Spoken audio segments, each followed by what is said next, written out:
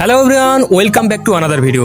তো আজকের ভিডিওতে দেখাতে যাচ্ছি অ্যালেন মোশন অ্যাপ্লিকেশন দিয়ে কিভাবে শেপ শিফটিং অ্যানিমেশন ক্রিয়েট করতে হয়, একেবারে স্টেপ বাই স্টেপ, শুধুমাত্র মোবাইল ব্যবহার করে।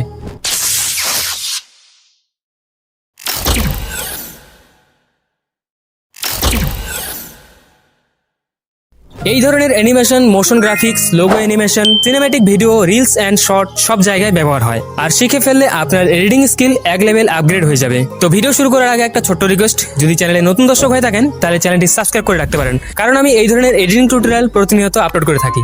তো আর কথা না বলে চলুন শুরু করি আজকের ভিডিও।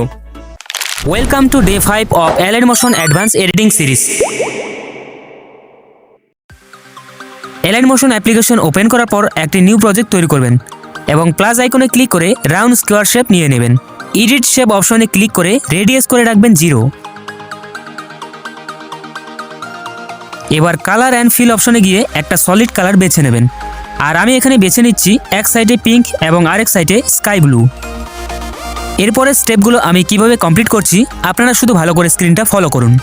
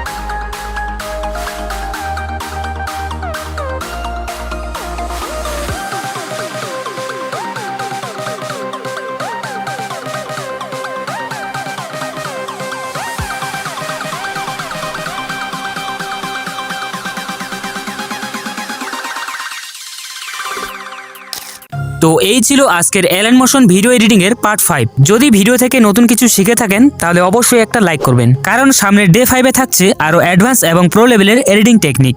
তাহলে দেখা হচ্ছে অ্যালেন মোশন অ্যাডভান্স এডিটিং সিরিজের ডে 6 এ।